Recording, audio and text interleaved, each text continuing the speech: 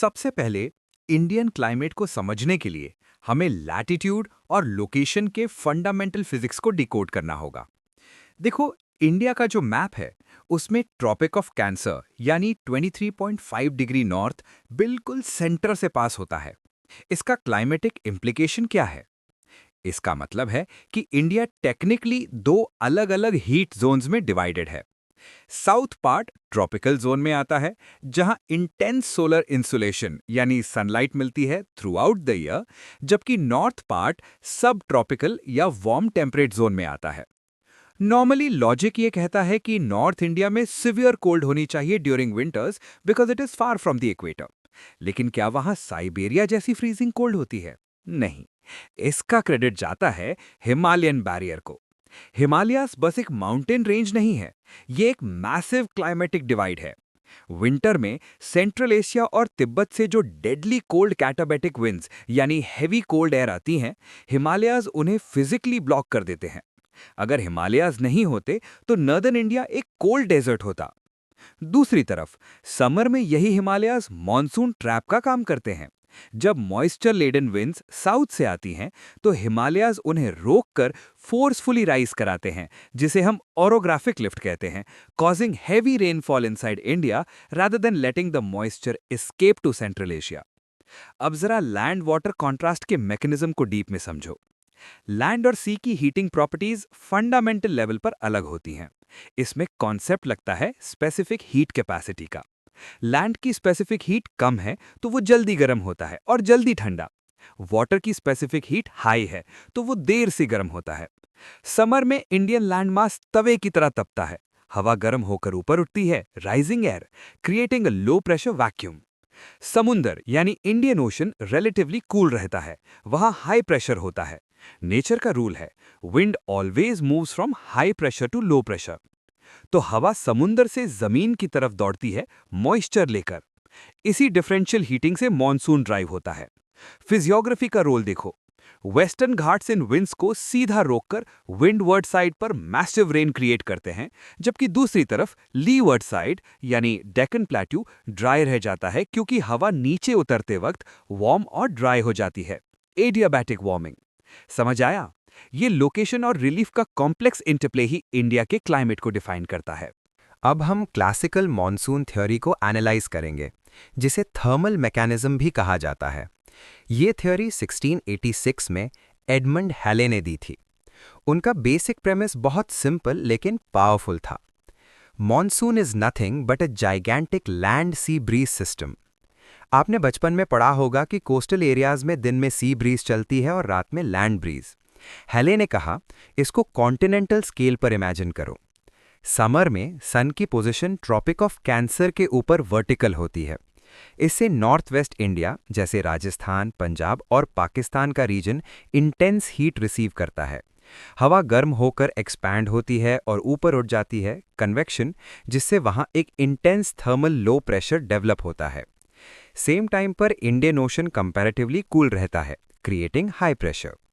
Pressure gradient force establish हो जाती है फ्रॉम सी टू लैंड। हवा इस ग्रेडियंट को फॉलो करते हुए समुंदर से जमीन की तरफ रश करती है।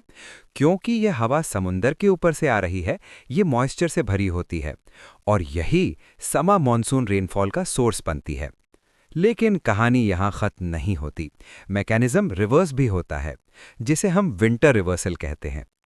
विंटर सोलिस्टिस के time sun tropic of Capricorn यानी सदर्न हेमिस्फीयर पर शिफ्ट हो जाता है। अब फिजिक्स पलट जाती है। इंडियन लैंडमास रेडिएशन के थ्रू रैपिड कूलिंग एक्सपीरियंस करता है।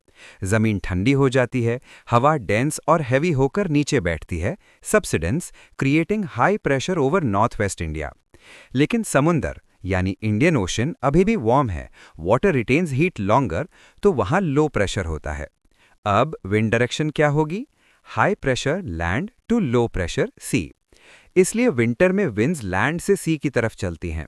क्योंकि ये विंड्स लैंड से आ रही हैं, इनमें मॉइस्चर नहीं होता, इसलिए विंटर मॉनसून मोस्टली ड्राई होता है। एक्सेप्शन सिर्फ तमिलनाडु कोस्ट है, जहां north east trade winds bay of Bengal से थोड़ा मॉइस्चर पिक कर लेती हैं। तो हैले की थ्योरी का कोर डिफरेंशियल हीटिंग है। टेम्परेचर डिफरेंस से प्रेशर डिफरेंस बनता है और प्रेशर डिफरेंस से प्लैनेटरी स्केल पर विंड सिस्टम रिवर्स होता है। क्लियर है? थर्मल थियरी बेसिक्स क्लियर करती है, लेकिन मॉनसून की कॉम्प्लेक्सिटी को पूरी तरह एक्सप्लेन नहीं कर पाती। इसलिए हमें मॉडर्न डायनामिक थियरी पर शिफ्ट होना पड़ेगा, जो एटमॉस्फेयर के डायनामिक्स पर फोकस करती है। यहाँ सबसे इंपॉर्टेंट प्लेयर है ITCZ, intertropical convergence zone. ITCZ basically earth का थर्मल इक्वेटर है, एक लो प्रेशर जोन जहां नॉर्दर्न और साउदर्न हेमिस्फीयर की ट्रेड विंड्स आकर मिलती या कन्वर्ज करती हैं और हवा ऊपर उठती है। ये ITCZ स्टैटिक नहीं है, ये सन की अपेरेंट मूवमेंट के साथ शिफ्ट होता है। समर में जब सन नॉर्थ की तरफ मूव करता है तो ये पूरा का पूरा ITCZ सिस्टम नॉर्थ की तरफ शिफ्ट होकर गंगा प्लेन्स यानी 20 टू 25 डिग्री नॉर्थ के ऊपर इस्टेब्लिश हो जाता है। इस शिफ्टेड पोजीशन को हम मॉनसून ट्रफ कहते हैं। ये एक मैसिव लो प्रेशर मैग्नेट की तरह काम करता है। अब यहाँ फिजिक्स का एक बहुत क्रिटिकल ट्विस्ट आता है, इक्वेटोरियल वेस्टर्लीज का कॉन्सेप्ट। ध्यान से सुनो। साउदर्न हेमिस्फीयर में साउथ ईस्ट ट्रेड विंड्स चलती हैं। नॉर्मली इन्हें इक्वेटर पर रुक जाना चाहिए, लेकिन नॉर्थ इंडिया में मॉनसून ट्रफ का सक्शन इतना स्ट्रांग होता है कि ये SE ट्रेड विंड्स इक्वेटर को क्रॉस कर जाती है। जैसे ही कोई हवा इक्वेटर क्रॉस करती है, उस पर कोरियोलिस फोर्स का इम्पैक्ट चेंज हो जाता है। फेरेल्स लॉ के अकॉर्डिंग नॉर्दर्न हेमिस्फीयर में आते ही मूविंग एयर अपने राइट साइड डिफ्लेक्ट हो जाती है। इमेजिन करो, विंड नीचे से आ रही थी, इक्वेटर क्रॉस किया और राइट टर्न ले लिया। अब इनकी डायरेक्शन साउथ वेस्ट हो गई। यही रीजन है कि हम इसे साउथ वेस्ट मानसून कहते हैं। तो टेक्निकली इंडियन मानसून कोई लोकल हवा नहीं है, बल्कि ये डिस्प्लेस्ड इक्वेटोरियल वेस्टर्लीज हैं जो कोरियोलिस फोर्स की वजह से ट्विस्ट होकर इंडिया में एंटर करती हैं। इसका मतलब समझ रहे हो? मॉनसून सिर्फ गर्मी और सर्दी का खेल नहीं है, ये प्लैनेटरी विंड सिस्टम्स के शिफ्टिंग का नतीजा है। जब तक ITCZ नॉर्थ में रहेगा, मॉनसून एक्टिव रहेगा। जब ITCZ वापस साउथ जाएगा, मॉनसून रिट्रीट करेगा। ये डायनेमिक अप्रोच हमें बताता है कि मॉनसून ग्लोबल एटमॉस्फेरिक सर्कुलेशन का एक इंटीग्रल पार्ट है, ना कि सिर्फ एक isolated regional phenomenon. Coriolis force यहाँ की ड्राइवर है। बिना इस डिफ्लेक्शन के विंड सीधी चलती और मॉनसून का वो कैरेक्टरिस्टिक स्वर्ल और डायरेक्शन कभी डेवलप नहीं हो पाता जो हम देखते हैं। सरफेस की हवाओं को समझने के बाद अब हमें जमीन से 10-12 किलोमीटर ऊपर जाना पड़ेगा, जहां जेट स्ट्रीम्स फ्लो करती हैं। Upper air circulation surface weather को कंट्रोल करता है। इस थियरी में दो मेजर प्रोटैगनिस्ट्स हैं, सब ट्रॉपिकल वेस्टर्ली जेट STWJ और ट्रॉपिकल ईस्टर्ली जेट TEJ। सबसे पहले STWJ को देखो। ये एक हाई स्पीड विंड बैंड है जो विंटर्स में हिमालयाज के साउथ में फ्लो करता है। जब तक ये jet stream north Indian plains के ऊपर बह रही है, ये वहां की हवा को ऊपर उठने से रोकती है, सप्रेसेस कन्वेक्शन। ये एक हैवी लिड यानी ढक्कन की तरह काम करती है जो हाई प्रेशर मेंटेन रखती है। यही रीजन है कि विंटर्स में बारिश नहीं होती। समर आते ही जैसे ही सन नॉर्थ शिफ्ट होता है, ये STWJ हिमालयाज के नॉर्थ में खिसक जाती है। जैसे ही ये लिड हटती है, नॉर्थ इंडिया के ऊपर एकदम से वैक्यूम क्रिएट होता है और साउथ वेस्ट मॉनसून विंड्स तेजी से रश करती हैं। इस सडन चेंज को बर्स्ट ऑफ मॉनसून कहते हैं। ये हाइड्रोडायनामिक स्टेबिलिटी का टूटना है। अब दूसरा और ज्यादा critical player, tropical easterly jet TEJ। इसका जन्म होता है टिबेटन प्लेटो की हीटिंग से। समर्स में टिबेट का मैसिव प्लेटो जो एवरेज 4 किलोमीटर ऊंचा है, सन की हीट अब्जॉर्ब करके एक जायंट हीटर बन जाता है। इससे कांटेक्ट में आने वाली हवा गर्म होकर बहुत ऊपर ट्रोपोस्फेयर तक उठती है। ऊपर जाकर ये हवा डाइवर्ज होती है और क्लॉकवाइज घूमते हुए ईस्ट से वेस्ट की तरफ फ्लो करती है। इसी को TEJ कहते हैं। अब क्रिटिकल लिंक समझो। ये हवा जो टिबेट के ऊपर उठी, ये कहीं तो नीचे गिरेगी। ये हवा ट्रैवल करके इंडियन ओशन में मैस्करीन आइलैंड्स नियर मैराबास्कर के ऊपर सबसिडेंस यानी नीचे उतरती करती है। जहां हवा नीचे गिरती है, वहां हाई प्रेशर इंटेंसिफाई हो जाता है, मैस्करीन हाई। जितना स्ट्रॉन्ग हाई प्रेशर ओशन में बनेगा और जितना स्ट्रॉन्ग लो प्रेशर टिबेट या इंडिया पर होगा, उतनी ही तेजी से मॉनसून विंड्स इंडिया की तरफ पुश होंगी। तो बेसिकली ये एक वर्टिकल सर्कुलेशन लूप बन जाता है। टिबेट पर हवा का उठना, अपर एटमॉस्फेयर में ट्रैवल करना, मैस्करीन हाई पर नीचे गिरना, सरफेस पर SW मॉनसून बनकर वापस इंडिया आना। अगर टिबेट ठंडा रह गया, कम स्नो मेल्ट हुई, तो TEJ वीक पड़ जाएगी, मैस्करीन हाई वीक हो जाएगा और अल्टीमेटली इंडियन मॉनसून फेल हो सकता है। इसलिए मॉनसून सिर्फ इंडिया की गर्मी पर डिपेंड नहीं करता, बल्कि तिब्बत की हीटिंग और अपर एयर डायनामिक्स पर भी उतना ही डिपेंडेंट है। अब हम इंडिया से बाहर निकलकर पैसिफिक ओशन की तरफ देखते हैं, क्योंकि क्लाइमेट जियोग्राफी में टेलीकनेक्शंस होते हैं। मतलब दूर कहीं कुछ घटना हो रही है और उसका असर इंडिया पर पड़ रहा है। यहाँ कॉन्सेप्ट आता है एनसो, यानी एल नीनो सदर्न ऑसिलेशन का। इसको समझने के लिए पहले वॉकर सर्कुलेशन को विजुलाइज करो। नॉर्मल ईयर्स में वेस्टर्न पैसिफिक यानी इंडोनेशिया, ऑस्ट्रेलिया के ऊपर वार्म वाटर होता है, तो वहां लो प्रेशर बनता है और हवा ऊपर उठती है, यानी असेंडिंग लिम्ब। ये राइजिंग एयर अपर एटमॉस्फेयर में ट्रैवल करके ईस्टर्न पैसिफिक यानी पेरू कोस्ट पर नीचे गिरती है, यानी डिसेंडिंग लिम्ब, जहां कोल्ड वाटर होता है। जो हवा इंडोनेशिया के पास उठती है वो इंडियन मॉनसून सिस्टम को भी सपोर्ट करती है। ये नॉर्मल कंडीशन है। लेकिन कभी-कभी ये सिस्टम डिस्टर्ब हो जाता है, जिसे हम एल नीनो यानी वार्म फेज कहते हैं। इसमें पैसिफिक ओशन के करंट्स रिवर्स हो जाते हैं। वार्म वाटर वेस्टर्न पैसिफिक से बहकर ईस्टर्न पैसिफिक यानी पेरू कोस्ट पहुंच जाता है। इसका रिजल्ट क्या होता है? अब हवा पेरू के ऊपर उठ रही है और डिसेंडिंग लिम्ब यानी हाई प्रेशर शिफ्ट होकर वेस्टर्न पैसिफिक और साउथ ईस्ट एशिया, इंडिया के ऊपर आ जाता है। याद रखो, जहां हाई प्रेशर और डिसेंडिंग एयर होगी वहां बारिश नहीं हो सकती, क्योंकि हवा दब रही है, सबसिडेंस। इसलिए एल नीनो ईयर्स में इंडिया में अक्सर वीक मॉनसून या सिवियर ड्रॉट यानी सूखा पड़ता है, क्योंकि एटमॉस्फेरिक सर्कुलेशन इंडिया के ऊपर रेन बेयरिंग क्लाउड्स को बनने से रोकता है। इसका ऑपोजिट है ला नीना यानी कोल्ड फेज। ये नॉर्मल कंडीशन का इंटेंसिफिकेशन है। इसमें ट्रेड विंड्स बहुत स्ट्रांग हो जाती हैं, सारा वार्म वाटर वेस्टर्न पैसिफिक में जमा हो जाता है। इससे इंडोनेशिया और वेस्टर्न पैसिफिक में बहुत स्ट्रांग लो प्रेशर बनता है। ये स्ट्रांग कन्वेक्शन इंडियन ओशन से मॉइस्चर को पुल करता है और इंडियन मॉनसून को बूस्ट करता है। ला नीना ईयर्स में इंडिया में यूजुअली सरप्लस रेनफॉल या फ्लड्स आते हैं। स्कैटर प्लॉट देखो, रिलेशन इन्वर्स है। पॉजिटिव एनसो इंडेक्स यानी एल नीनो का मतलब कम बारिश और नेगेटिव इंडेक्स यानी ला नीना का मतलब ज्यादा बारिश। तो जब आप न्यूज़ में सुनते हैं कि एल नीनो ईयर है, तो समझ जाओ कि मॉनसून के फेल होने का रिस्क हाई है, क्योंकि ग्लोबल एटमॉस्फेरिक इंजन का पिस्टन शिफ्ट हो गया है। हमेशा ऐसा नहीं होता कि एल नीनो हो तो इंडिया में सूखा ही पड़े। कभी-कभी एल नीनो होने के बावजूद मॉनसून नॉर्मल रहता है। ऐसा क्यों? यहाँ एंट्री होती है इंडियन ओशन डाइपोल यानी आईओडी की, जिसे कभी-कभी इंडियन नीनो भी कहा जाता है। एनसो पैसिफिक का फिनोमिनन है, लेकिन आईओडी एक्सक्लूसिवली इंडियन ओशन का इंटरनल मूड स्विंग है।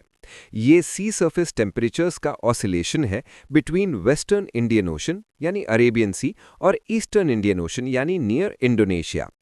आईओडी के दो फेजेस होते हैं जो मॉनसून को बना या बिगाड़ सकते हैं इंडिपेंडेंटली। पहले देखो पॉजिटिव आईओडी। इस कंडीशन में वेस्टर्न इंडियन ओशन यानी अरेबियन सी ईस्टर्न साइड के मुकाबले ज्यादा वार्म हो जाता है। फिजिक्स वही रहेगी, warmer water is equal to low pressure is equal to rising air यानी कन्वेक्शन। जब अरेबियन सी के ऊपर हवा उठती है तो ये एडिशनल मॉइस्चर पंप करती है और मॉनसून विंड्स को इंडिया की तरफ धकेलती है, यानी स्ट्रेंथन्स द विंड्स। ये इंडिया के लिए बेनिफिशियल है। एग्जाम्पल के लिए 1997 में स्ट्रॉन्ग एल नीनो था, जो बुरा है, लेकिन उस साल स्ट्रॉन्ग पॉजिटिव आईओडी भी था। रिजल्ट, पॉजिटिव आईओडी ने एल नीनो के नेगेटिव इफेक्ट को कैंसिल कर दिया और इंडिया में अच्छी बारिश हुई। आईओडी एक सेवियर की तरह एक्ट कर सकता है। दूसरी तरफ है नेगेटिव आईओडी।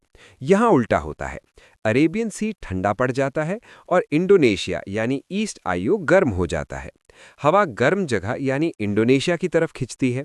इसका मतलब विंड फ्लो इंडिया से दूर जाने लगता है। अरेबियन सी के ऊपर हाई प्रेशर बन जाता है जो मॉइस्चर फ्लो को ऑब्स्ट्रक्ट करता है। अगर नेगेटिव आईओडी एक्टिव है तो भले ही बाकी ग्लोबल पैरामीटर्स नॉर्मल हो, इंडिया में रेनफॉल डेफिसिट हो सकता है। इम्पैक्ट मैट्रिक्स को समझो। पॉजिटिव आईओडी का वार्म अरेबियन सी हमारे लिए इंजन का काम करता है, जबकि नेगेटिव आईओडी का कोल्ड अरेबियन सी एक ब्रेक की तरह एक्ट करता है। तो मॉनसून प्रिडिक्शन में सिर्फ पैसिफिक यानी एनसो को देखना काफी नहीं है, हमें अपने पड़ोसी समुद्र यानी इंडियन ओशन का मिजाज भी देखना पड़ता है। मॉनसून कोई कंटिन्यूअस प्रोसेस नहीं है कि एक बार शुरू हुआ तो लगातार 4 महीने बारिश होती रहेगी। इसमें फ्लक्चुएशंस आते हैं, जिसे हम इंट्रा सीजनल वेरिएबिलिटी कहते हैं। इस वेरिएबिलिटी का एक बड़ा कारण है मैडन-जूलियन ऑसिलेशन यानी MJO।